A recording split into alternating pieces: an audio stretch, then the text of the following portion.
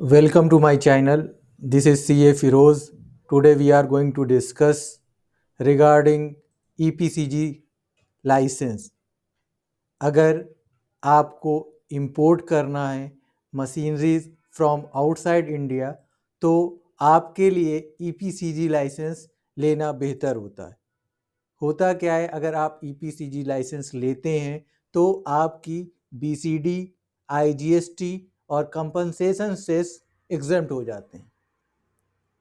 आपको इतना रिलीफ जो गवर्नमेंट दे रही है उसके बदले में गवर्नमेंट आपसे कुछ ऑब्लिगेशन रिक्वायर्ड करती है।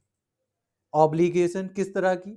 दो तरह की ऑब्लिगेशन आपके ऊपर आ जाती हैं।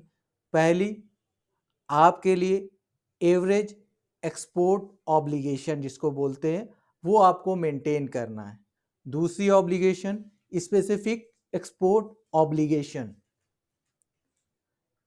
जैसा कि आपने समझा, एक एवरेज एक्सपोर्ट ऑब्लिगेशन होती है और दूसरी क्या होती है? Specific export obligation.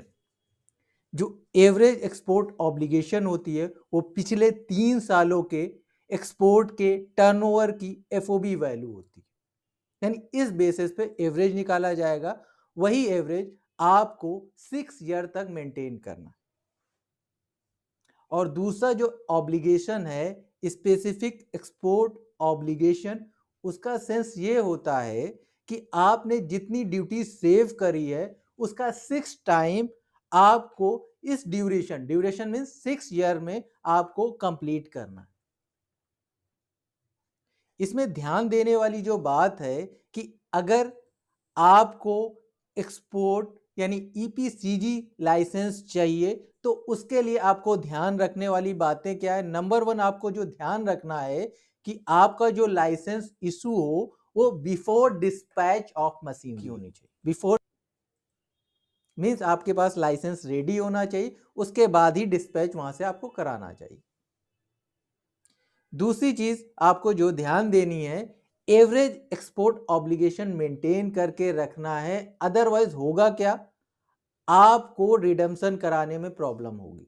आपको पूरी ड्यूटी और IGST जो भी आपने सेव किया है सरेंडर करना होगा विथ इंटरेस्ट एंड पेनल्टीज। देखिए, सबसे ज्यादा जो इंपॉर्टेंट है वो एवरेज एक्सपोर्ट ऑब्लिगेशन है, क्योंकि इसमें क्या हो रहा है? फुल ड्यूटी सेव सरेंडर करनी पड़ी विथ इंटरेस्ट एंड पेनल्टी। लेकिन जो दूसरा ऑब्लिगेशन है स्पेसिफिक एक्सपोर्ट ऑब्लिगेशन जो है उसको 6 ईयर में कंप्लीट करना। अगर आपने पूरा फुलफिल नहीं भी किया है तो भी आप जो प्रपोर्शनेट पूरा किया है उस बेसिस पे आपको बेनिफिट मिल जाता है, और जितना आपने ऑब्लिगेशन कंप्लीट नहीं किया है उसके बेसिस पे आपको ड्यूटी सरेंडर करनी होती है with interest. Most probably, today this is only crux point which I considered. In next video, I will cover in detail what the document required at the time of license issue and what the document required at the time of redemption of EPCG license. Thank you for watching my video. Thank you very much.